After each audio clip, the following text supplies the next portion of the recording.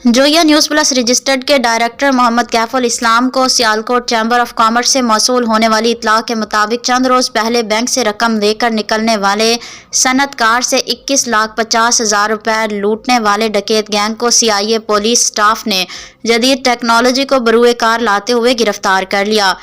और उनसे छीनी गई रकम भी बरामद कर ली है। इस सिलसिले में गुज़िश्ता रोज़ DPO मोहम्मद हसन इकबाल ने सनतकारों का एतमाद बहाल करने के लिए प्रेस कॉन्फ्रेंस की और इस दौरान डकैतों से बरामद की गई रकम मुबलिग 21,50,000 रुपये असल मालिक के हवाले कर दिए। इस मौके पर मौजूद मकामी सनतकारों ने DPO मोहम्मद हसन इकबाल का शुक्रिया अदा किया और पुलिस की इस कारकर्दगी पर शानदार अल्फाज में खराज तहसीन पेश किया।